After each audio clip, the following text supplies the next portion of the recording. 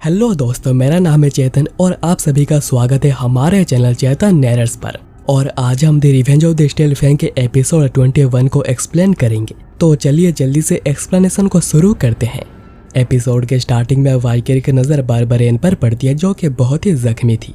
वाइकेर उसे एक पोशन पिलाता है जो कि उसे नाइट ऑर्डर से मिली थी और वो बारबरेन इसे पीकर पूरी ठीक हो जाती है। पर वो अपने सामने वाइकेर को देखकर डर रही थी। पर वाइकेर उसे उन्हीं के लैंग्वेज में यहाँ से जाने को कहता है। और पास्ट लाइफ में बहुत बार बारबरेन से लड़ने की वजह से उसे बारबरेन्स का कुछ बेसिक वर्ड्स आता है। पर वह बारबरेन वाइकेर को कुछ कहती है जो कि वाइकेर समझ नहीं पाता। पर उसके एक्सप्रेशन को देखकर वाइकेर को लगता है कि वो थैंक्स कह रही है। वाइकेर फिर उस चीज के पास जाता है जिसके लिए वो यहाँ पर आया था और वो है हेल बुफेलो, और वो इसे ही बेल्जेबब को फीड कर देता है। फिर हमें पता चलता है कि वाइकेर के सारे काम बहुत ही जल्दी हर जगह पर फैल गए हैं। हर तरफ बस उसी की ही बातें हो रही है। और हमें यह भी पता चलता है कि बर्निंग सस्पेंशन क्लब और होटल को जलाकर राख कर दिया गया है जो कि किया है पिटबुल नाइट्स ने।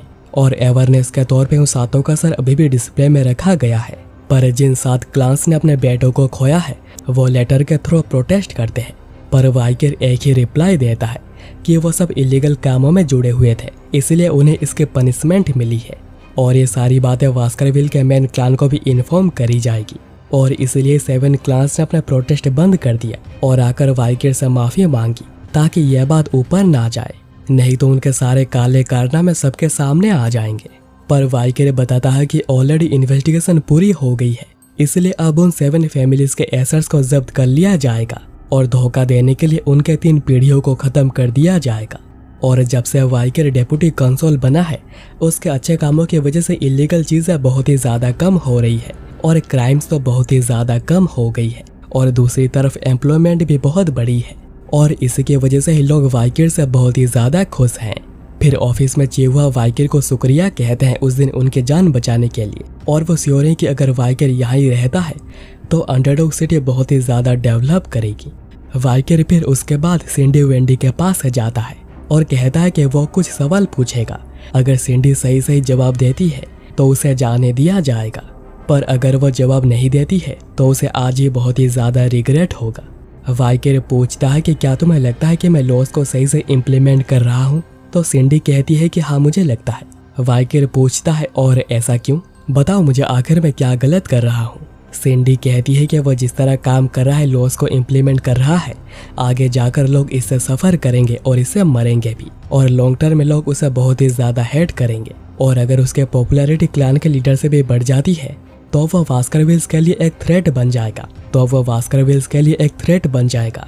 इसलिए अच्छा यही होगा कि अगर वो वास्करविल को इस सब का क्रेडिट दे दे और उन्हें हमेशा अपने ऊपर रखे। और अपने ऊपर से ये अटेंशन हटाने के लिए उसे लेरोंग माउंटेन या फिर एकेडमी चले जाना चाहिए जहाँ पर उसके एज के ही लोग होते हैं और वह वहाँ पर अपना इमेज साफ कर सकता है। और आखिर में जाकर उसके जगह लेने के लिए क्लान लीडर ही सफर करेगा। और ये एडवाइस वाइकेर को अच्छा लगता है और उसका भी सोचना कुछ ऐसा ही था। वाइकेर फिर प्रॉमिस के हिसाब से उसे फ्री कर देता है। और जब सिंडी जा रही होती है वाइकेर पूछता है कि क्या तुम्हें मैसे मोर्डिनेरो क्लान के बारे में कुछ पता है, जो 7 क्लान से भी ज्यादा वेल नोन थी, जो कि अंडरडॉग सिटी के फाउंडिंग क्लान्स में से एक थी और वो बहुत ही ज्यादा प्रोस्परस मर्चेंट क्लान थी। पर एक अनफॉर्चुनेट इवेंट में पूरी क्लान ही खत्म हो गई। मैसे मोर्डिनेरो क्लान के यंगेस्ट सन का बर्थडे था और वो पार्टी में अपने नए सोर्स स्किल्स को दिखा रहा था, जो देख वास्करविल के लोग बिल्कुल भी बिलीव नहीं कर पा रहे थे क्योंकि वास्करविल की सीक्रेट टेक्निक थी। लीडर को लगा कि वास्करविल की सीक्रेट उनके पास आ चुकी है और इस चीज को रोकने के लिए हंटिंग डॉग्स को भेजकर उन्हें मार दिया गया। पर यह काम उन 7 लोगों ने किया था जिन्होंने टेक्निक चुराकर उस बच्चे को सिखा दी थी। पर सिंडी कहती है कि आखिर इस कहानी से मेरा क्या ही लेना देना है। वाइकेर आगे कहता है कि मैसे मोर्डिनेरो क्लान में एक सर्वाइवर थी जो कि 1 साल की एक छोटी सी बच्ची थी जिसे कि वो 7 लोग अपने साथ ले गए क्योंकि वो बहुत ही ज्यादा खूबसूरत थी।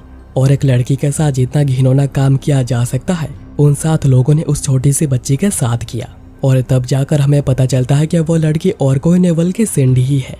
वाइकेर उसे ये भी बताता है कि उसने उन 7 लोगों को मार दिया है और वो भी बहुत ही ज्यादा टॉर्चर करने के बाद जो उन्होंने सिंडी के साथ किया था।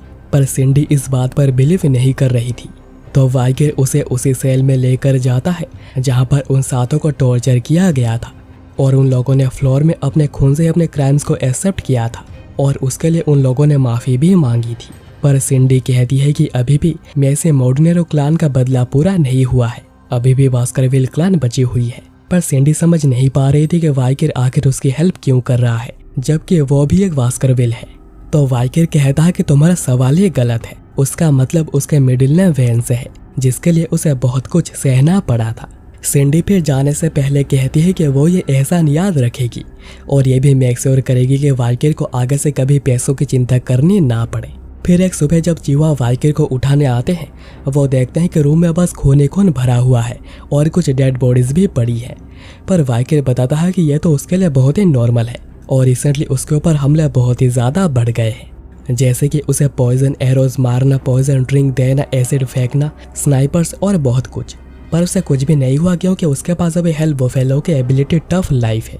पहले से उसके बॉडी स्टिक्स रिवर की वजह से बहुत ही ज़्यादा स्ट्रॉन्ग थी और अब टफ लाइफ के बाद उसकी पूरी बॉडी पत्थर की बन गई है जिसे ग्रेजुएटर भी चाहकर कुछ भी कर नहीं सकता है। तभी वहाँ पर बास्करविल क्लान से कोई आता है जिसे देखकर चिवा बहुत ही ज़्यादा शॉक हुए थे और ये और कोई नहीं बल्कि जॉन है जो कि चिवा के आइडल भी है, जॉन बैरीमोर। बैरीमोर फैमिली 4 पीढ़ियों से हेड बटलर का पोजीशन संभाली हुई है जहां पर बस एक ही गलती की सजा डेथ होती है। जॉन फिर वाइकिर को बताते हैं कि ह्यूगो ने वाइकिर के प्रोग्रेस के बहुत ही ज़्यादा तारीफ की है और ऑर्डर किया है उसे वापस आने के लिए।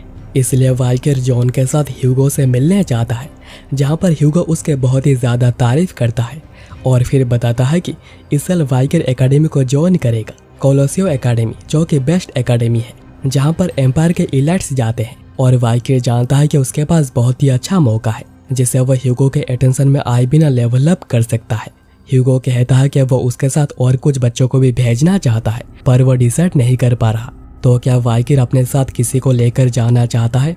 वाइकिर के दिमाग में ट्रिपलेट्स का ख्याल आता है जिन्हें वो एकेडमी में सैंडबैग्स की तरह यूज कर सकता है और ह्यूगो भी अलाउ कर देता है कि ट्रिपलेट से जा सकते हैं। ह्यूगो फिर वाइकिर को उस प्लान के बारे में बताता है जो कि उसने 8 साल की उम्र में कही थी कि रूबी माइंस मोर क्लान को दे दो और उनका यूज करो बारबरियंस को खत्म करने के लिए। और यह प्लान काम कर गया है और एकेडमी में जाने से पहले ह्यूगो उसे एक बार इंस्पेक्शन पर जाने को कहता है, इससे उसे काफी अच्छा एक्सपीरियंस भी मिलेगा और वाइकिर भी इसके लिए तैयार होकर निकलता है। पर वो सोच रहा था कि वो जल्दी चिवा से अलग हो जाएगा। फिर वो जब जा रहे होते हैं वाइकिर सेंस कर लेता है कि पिटबुल टीम अभी भी उसके साथ ही है जो कि उसके सेफ्टी का पूरा ख्याल रख रही है और वो फिर उसके साथ ही आगे बढ़ते हैं। स्टाफोर्ड बताते हैं कि स्लेव ऑक्शन के बाद से बॉस्टन वाइकिर को और भी ज्यादा अपने टीम में चाहते हैं। खैर शाम को वाइकिर उस लोकेशन पर पहुंच जाता है और देखकर नहीं लग रहा है कि यहाँ पर कोई भी लॉ को ब्रेक कर रहा है और वो काफी अच्छा काम कर सकते हैं बारबरेंस को खत्म करने के लिए। और वो यहाँ पर अपने बहुत से लोगों को भी भेजे हैं जो कि वास्करविल के लिए एक बहुत ही अच्छी बात है। फिर आगे जाने के बाद वाइकिर को बहुत से स्केलेटन्स पेड़ में फंसा हुआ दिखता है जो कि मॉर्क्स का ही काम है और ये चीज उसे कैमस की ही याद दिला रही है। वाइकिर को फिर वहाँ पर आगे जाने के बाद ट्रिपलेट से दिखती है जो कि मॉर्क क्लान से है और उन्हें 3 फ्लावर भी कहा जाता है। और वो तीनों अकेले तो बहुत ज्यादा स्ट्रॉन्ग है ही, पर जब वो तीनों एक साथ मिलकर काम करती है तो वो बहुत ही ज्यादा खतरनाक हो जाती है। वाइकिर फिर अंदर जाने के लिए परमिशन मांगता है पर वो तीनों मना कर देती है और बहुत कहने के बाद भी वो जाने नहीं देती।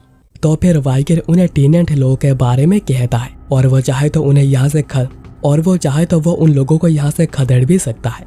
और उसका ये लुक देखकर वो तीनों ही डर गई थी, पर वो फिर भी हिम्मत करके वाइकिर पर हमला करती है और कहती है कि उन्होंने पहले भी बहुत से साइको को देखा है तो उन्हें पता है कि साइकोस को कैसे संभालना होता है। पर इसे पिटबुल टीम बहुत ही ज्यादा गुस्सा हो गई थी क्योंकि वो सभी सोर्समैन का अपमान भी कर रहे थे। पर तभी वास्करविल्स के ट्रिपलेट सामने आते हैं इस मैटर को खुद ही सॉल्व करने के लिए। पर इसे वाइकिर बिल्कुल भी खुश नहीं था क्योंकि ये भी 3 फ्लावर्स की तरह ही बहुत ही ज्यादा एनोइंग है। और ये एपिसोड यहीं पर ही खत्म हो जाती है।